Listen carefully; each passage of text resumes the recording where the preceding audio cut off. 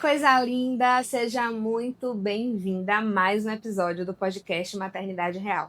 Eu sou Luana Machado, sou psicóloga clínica, mãe de Benjamin, e esse projeto, Maternidade Real, surgiu lá no meu puerpério, no auge do puerpério, onde eu me sentia muito sozinha, angustiada, com tantas emoções, e eu precisava falar sobre isso, porque eu sentia a falta de uma maternidade que acolhesse a minha experiência real. Por isso, eu comecei a gravar relatos da minha vivência, coloquei no Spotify e não imaginava que esse projeto ia crescer, alcançar o coração de tantas outras mães, de tantos outros lugares do mundo através do online. Então, se você está aqui, se faz parte dessa história, eu quero te agradecer. Por favor, se for possível, compartilhe esse episódio com o máximo de mulheres que você conhece, e assim você me ajuda na divulgação desse trabalho. E vocês sabem que eu sempre trago aqui dicas de livros, de conteúdos que podem nos ajudar a viver o maternar mais leve. E hoje eu quero trazer uma dica de um livro que eu li recentemente e que tem sido assim uma experiência deliciosa. Eu acho que essa é a melhor palavra para definir esse livro. Leveza. É muito é de fato uma experiência saborosa você ler esse livro, que é O Peso da Inexistência. Esse livro conta a história de uma mãe real, como eu e como você. Uma mãe de 3 filhos e que tem que se desdobrar em tantas funções de cuidar da casa, de cuidar dos filhos, estudante de letras. E nesse processo de estar ali se reorganizando com tantas funções, ela consegue trazer a beleza de alguns momentos ali da vida real. Então eu queria te fazer uma pergunta. O título desse episódio hoje é: quem sou eu além de mãe? Quem sou eu? Porque muitas vezes, tentando se encaixar em algumas funções, literalmente nos sentimos inexistentes. Eu gostaria de ler um trecho onde ela está tentando uma vaga de emprego. Ela está vivendo uma realidade assim bem desafiadora. O marido dela é engenheiro e de repente ele é demitido do trabalho e ela se vê tendo que pensar em começar a trabalhar e sair daquela função de ser full-time mãe. Então ela entra em um site de emprego e vai tentar ali, né, se cadastrar. E é muito engraçado quando pedem para ela preencher ali. Defina-se, né? Fale um pouco sobre você. E ela diz assim: estudante, universitária, mãe, esposa, dona de casa, responsável por, mulher de, mãe de, uma figurante. Vez ou outra, uma fatura do cartão de crédito me chama de senhora. E aí ela já começa o desafio de como é que eu vou me definir? Quem sou eu? Que desafio é muitas vezes nos definirmos em tantos papéis. E ela traz assim também. No campo lá, né? Qual é a sua experiência profissional? E aí ela fala: não pela ausência de palavras, mas pelo medo da única cabível, nenhuma. Pois jamais administrar outro lar que não o seu. E, ironicamente, cuidar de uma casa, de uma agenda de 3 crianças e de um homem adulto não contava como experiência profissional. Um paradoxo. O que está fazendo, amor? O marido dela perguntou. Amor, que lindo título.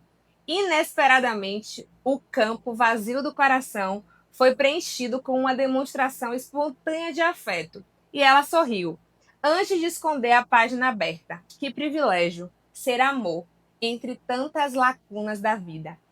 Engraçado que o nome do meu podcast é Maternidade Real, onde eu trago muito sobre a importância de desromantizarmos a maternidade. Não no sentido de falar apenas sobre os desafios, de que é caótica, de que é terrível, não.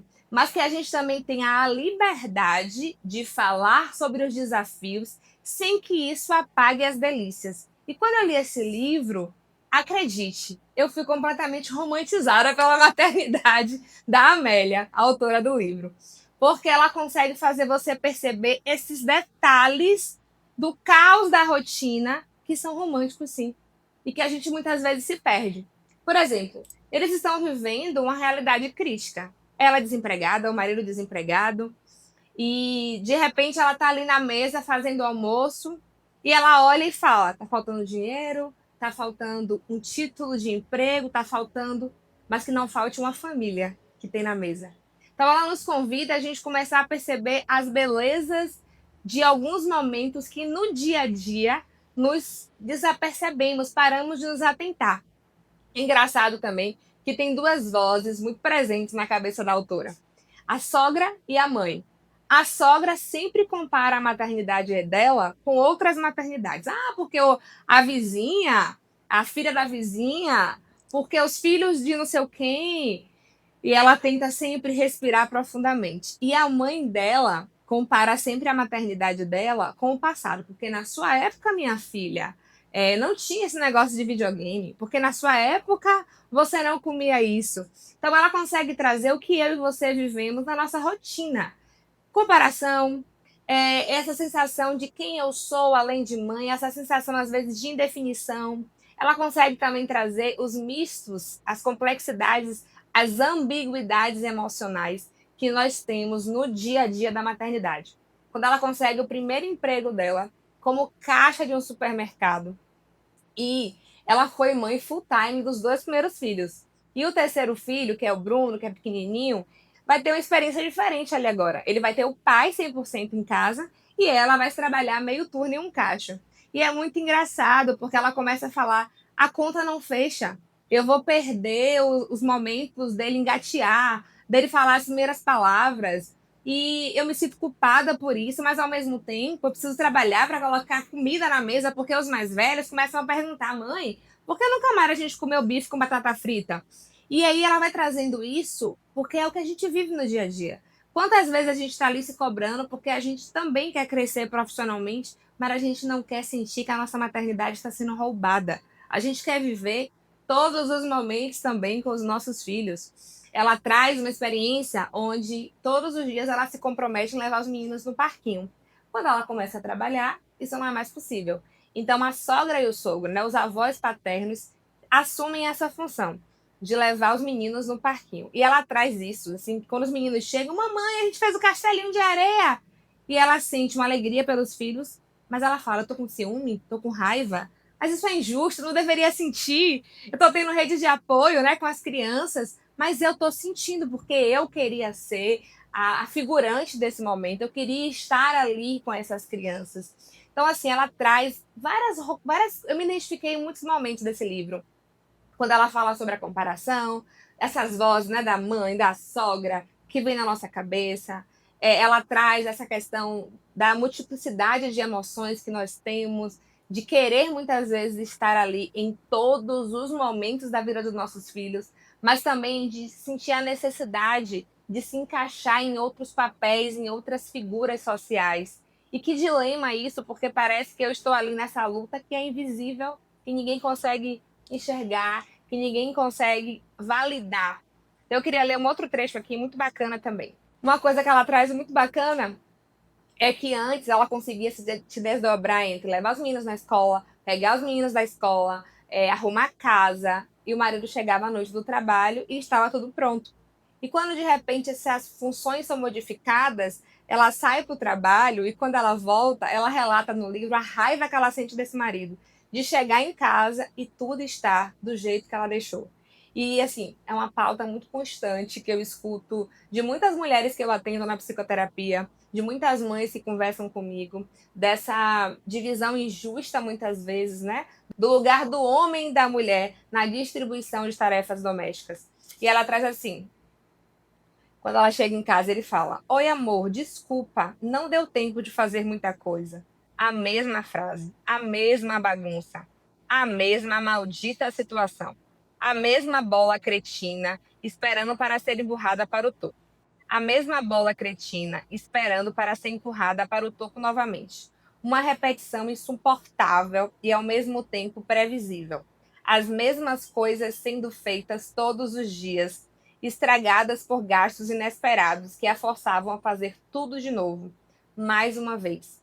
Tem um episódio aqui no podcast que eu já falei sobre o ciclo interminável e repetitivo de ser mãe, dona de casa, profissional, todos os dias, que é um loop interminável, que você limpa, suja, varre, arruma, brinca com a criança. Eu falei nesse episódio assim, já são apenas 10 horas da manhã e eu já estou exausta e eu já estou cansada de ter feito esse loop.